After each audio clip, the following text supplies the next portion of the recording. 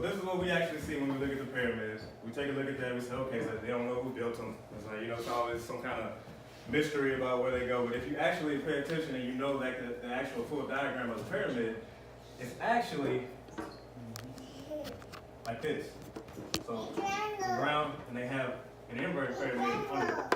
It was a vast place where there was a lot of vegetation and everything. It wasn't an actual depth. So, and the reason why that's important is because if you take a look at this actual shape, this is actually pretty much the shape of creation. And I'll explain. So, what happens in the pyramids, so what they actually did when they buried like the pharaohs and everything in the pyramids, what they did is they kind of put them right here, right? And so they had a way for natural light to kind of come in this way, and it would hit out the pharaoh and all of his stuff. And down here in the darkness, below, where they had like the water kind of running through there, what would happen is that positive energy would go through here and then come down this way, and then that's where light happens. So you have the conductor, which is the water, you have the dark energy, you have the positive energy from the sun, and bam, and they would shoot they would send them up. So that's kind of what this was actually built for. So that's an actual diagram. So if all we see is the actual top part here, and we don't actually see that bottom part, then we basically have half of the story. And the reason why that's important is because if you're actually looking at the shape,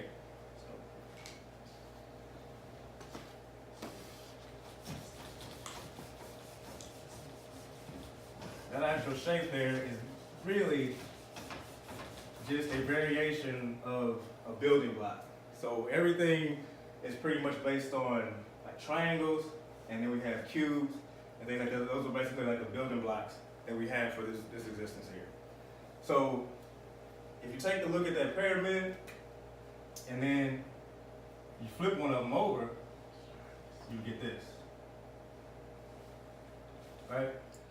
Right here is going to be your equator, and if you take this off here,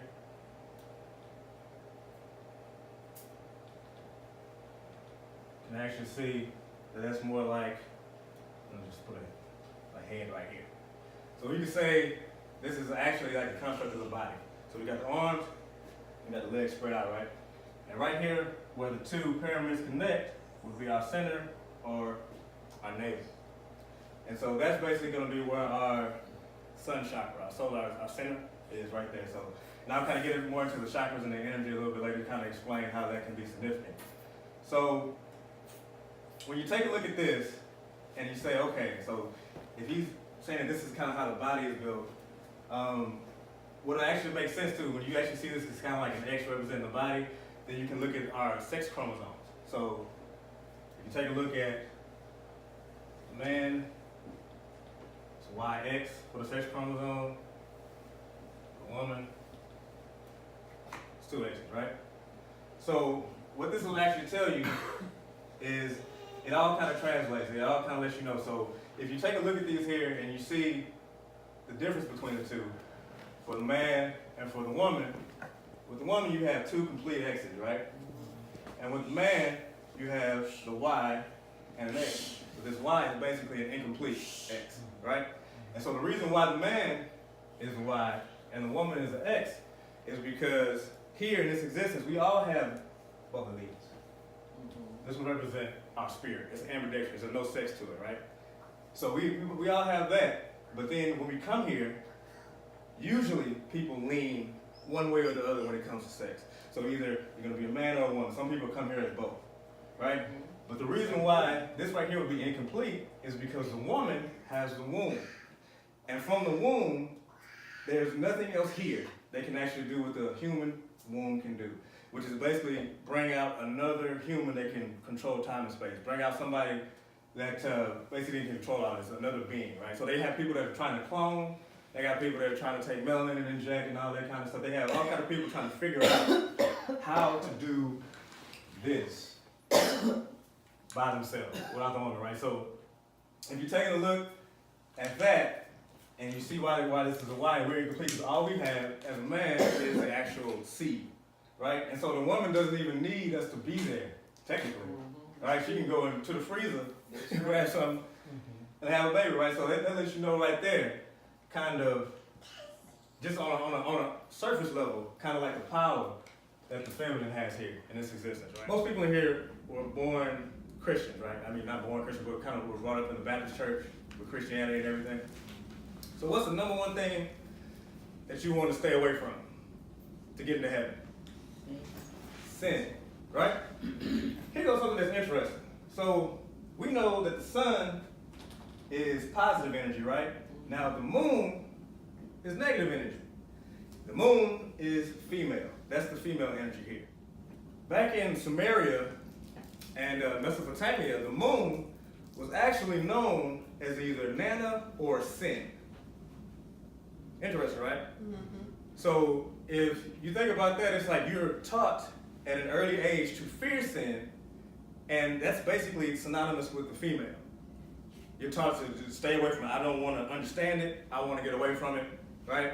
So at a very basic level, you don't want to get to know. And so with sin being synonymous with the female, you might not even know that, but it's all ingrained. What you would want to understand is that it's all part of you. So there isn't anything in this existence that you should be afraid of, that you should want to push away, because it's all here and it's all us, right? So here in this space, we have, so everybody knows what this means, right? If I were to write an equation and I have that, so I have like, let's say 1 plus 1, that would equal 2, right? So we all know what this means. We know that this and this are the same. That's what this basically represents in time and space. So what this actually, right here, would actually represent would be the duality here. So this is basically, in our reality, we have the two concurrent energies. We have the positive and the negative, and in this space, that's what equals this, right? So when you take a look at that, and you see that in our existence, that basically everything kind of works on a positive and negative, you have to change the way you think about positive and negative being good and bad, because it all needs to work together. Like, so, for example, if you have a battery, which is basically kind of what we are on, right? If you have a battery, you have two poles to that battery. You have a positive and you have a negative, and in the middle of that battery, it basically,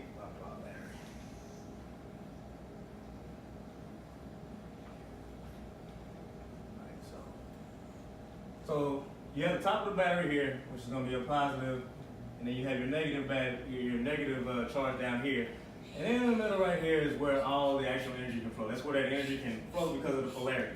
So when you understand that, and then you also understand that negative and positive and good and bad aren't necessarily the same thing, it allows you to understand that all of this is needed to work, right? So if you are going to shun something, you are basically shunning half of yourself. We want to stay away from the bad. We want to get to the good because we want to go to heaven. We want to get there. We don't want to, once God wants to judge us, we want to be like, hey, look at my tape. I did the best I could. That's what we want to do. So we immediately judge things. Immediately, we like it or we don't. We don't necessarily take it all in and take a full look at the situation because it's easier. Because they got a lot of other things going on you got to think about too. So we got to go to work every day. You know what I mean? We got bills to pay. We got all these other things. We got kids. We got all this other stuff that's on our mind. So when we take in something new, it's easier for us to judge it, to see if we want to fool with it or to see if we don't, right? And so what can happen with that type of mentality is you're not really getting the full picture. So if you take a look at the body, so I'll erase this here. So we'll go back to the crystalline body. That's actually what this represents. We have the flesh over the crystalline body, which is why we respond to crystals and everything like that, because we have them in us. That's kind of how that works. So if you look at the crystalline body and you take a look here, this would be where your soul chakra is, right? So this is where your sun, this is your center. Right here would be where your sacral chakra is. And that right there is basically the genitals. That's basically the sexual organ. So when you look at it in terms of that, and then right below that would be, like right at the base of your spine would be like your root chakra. So when we come into this existence, basically everything is being ran by this. It's all about like when they say sex sells and everything like that, it's all about the pleasures, and it's all about taking everything for face value. Because here is where you can project everything that you want. And this is it can be paradise or it can be hell. If you are taking a look at everything and you seeing everything you ain't got, this place here can look really bad to you. But if you have a full understanding of where you actually are and what this is, then this can actually become a greater experience for you. So when you take a look at the actual chakras, you have your root chakra, and then you have your sacral chakra, then you have your sun here, and then if you go up, you have your heart, and then you have your throat, and then you have your crown, and then right below that you have a third eye, right? So, and these are all up along the spine. So the root chakra is at the very base of your spine, and then your sacral is going to be in the spine, but it's, it's the sex organ, and then right above that, along the spine, right around in here, is going to be your solar chakra, right? So all of these different chakras correspond to different energies. Correspond to different energies, and so they have celestial bodies up there, planets, that basically are, that we correspond to, that kind of focus on these energies. So when you're taking a look at kind of where we are, so since we come in here, and we're kind of right here, that's why, sex sales, what you have to do is understand that everything down here is actually at a lower vibration. So everything down here is at a lower vibration, and everything up here is at a higher vibration. So what happens here is you have your base, and then you have, which is the lower vibration, and you have the top, which is your higher vibration. And so what happens is, everything down here, even though it's lower vibration and it's below, doesn't mean it's bad. It's still part of you. What you have to do, and what you have to understand, is this is going to be how you are rooted. This is going to be how you exist here, and up here is kind of your center, right? So what you have to do is kind of understand. So when they talk about, so when I showed you the I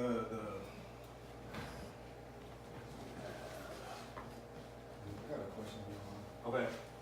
When you mentioned the center point, the sacral section, it made sense because when the baby is born, the umbilical cord attached to the navel. Right. And that's how we come through the portal.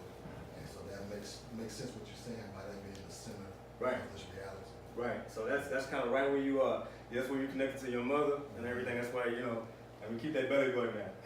Gotcha. All right. So when you take a look at that diamond again, that is actually, so they have crystals and they have planets that correspond to the chakras, right? So the sacral chakra would actually be corresponding with the diamond, right? So when you think about the diamond, when you first find one, right, it's usually they find it underground, it's been under a lot of pressure, and you find it is kind of cloudy, right? So before they sell it and put it on some jewelry or something like that, you have to cut it, right? You have to cut it, and you have to make it look nice. So it's basically kind of building your foundation, right? So when you're doing that, what you also have to understand is, so with the word diamond, you also have to understand like how it sounds and what it, and like the where words actually come from. So when we go with a diamond, they spell like this.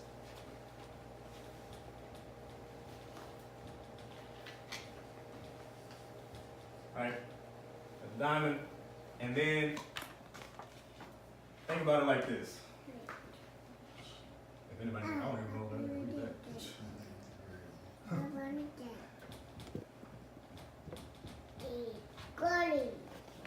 Anybody know what that is? The devil, right? Damien? You ever heard that before? So Damien, it sounds a lot like Diamond, right? Damien, it was like in the movie, it was called The old. The Omen, yeah. So he was, The Omen. So he was basically the Antichrist coming back, right? His name was Damien, right? So that's also where the word demon comes from, right? So when you hear people talking about demons and everything like that, that's basically down here. They have these demons and everything that they're fighting against, because down here in the lower area, they're thinking that a lot of the stuff that they don't want to explore all of this down here because they think it's all bad, right? So they're like, these demons on me, these demons never forget and everything like that. So that's why you have to go down there and actually understand that that's part of you and actually kind of shape. When you realize that, and then also, so the root chakra, as far as the root, which is your baseline, it's the lowest level that you have. What happens is, that's actually affiliated with Mars. So that's the planet that's kind of associated with it. And the interesting thing about Mars too is that now people associate it with Aries. They like the planet with Aries was basically like war, right? But back in the day, Mars was actually about fertility and vegetation. And it's an actual negative energy, which means it's a female. It's an actual female planet. But that's in your base. Think about how you've been taught to hate your mother.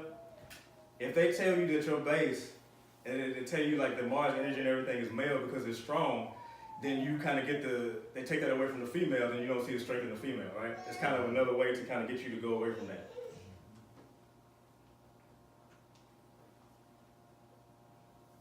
All right, so you have Mars down here kind of associated with that. That's your root. And also with the root is also where you get the connection. So a lot of people say with the root chakra, that's kind of where the I am is. That's where the primal you is. That's your connection to your ancestors. So down there at your roots, and that's why they had like the series roots when they talk about that. Survival. Yeah, survival and everything. So down there is kind of your connection to your ancestral links. And so when you understand that, and you can understand, but see that's your base, that's your strength. You can understand that, and then you can kind of go up here and kind of understand where we are and understand the diamonds and demons and sin and everything like that. It's something that you actually need to explore. What you're able to do when you realize that is we're able to. So first off, what happens is in our reality, what we do usually is we'll kind of take a look at everything from down here. So when we see somebody, it's usually about how good they look, like am I attracted to that person or what they have. You know, it's all about everything on the surface, right? So up here, and this is all about surface stuff right here, and this is all about instinct down here when you get a little bit lower, right? So when you start to get up to these energies up here, which actually, go at a higher level, it takes it out of this space here. And so when you start to actually think about things from a holistic level, where you're taking that lower energy and kind of combining it with your higher energies and higher concepts. So like you take a look at somebody and it goes from how good they look to how good their character is, right? So you're able to kind of, instead of taking everything at face value, take a step back and actually use more of this up here to actually make a decision to actually see and to actually read signs. So what happens with most people is we would get here, come into the existence here, and then be broken, not understanding about duality and everything like that, and then we get to about right here. If anybody can see that. So we're kind of like right above our like lowest self, but we're right below kind of that area where we really, so basically the Sacral Chakra is all that we understand because we're under. We're looking up to that and that's all we understand and we think that that's all that there is. We're like, okay, I gotta be able to, I can't be happy unless I get these things. I can't be happy unless I have this. It makes you think that everything on the surface is all that there actually is and you don't actually expand. So in order to kind of, and right here, if you think about it, so if your consciousness is at that level and all you think about is not having and everything, right? And then you also don't think that you have the power to change anything, right? So you're kind of helpless, you're in turmoil, and basically you're in hell, right? So you see a lot of people walking around here mad, complaining about all kinds of stuff they dealing with and everything, making mountains out of molehills and everything because they don't understand that they have the power to change it. It's all about what somebody did to them. It's all about somebody not letting them have something. It's all about they don't believe that they have the power to change anything, right? So in order to get out of that, what you have to understand is that we do. Every change that you make, the universe moves with you. Everything that you do, it responds. So, and it responds to your intent too. So it responds to how you think. So if you come out here and you're gonna try to swindle folks and all that kind of stuff that come back on you, if you are trying to actually help people and everything, that's gonna come back to you. So it depends on your intent. And that's why they say like this is like, so if you're looking at your dollar bill, and you see on that dollar bill, I got one.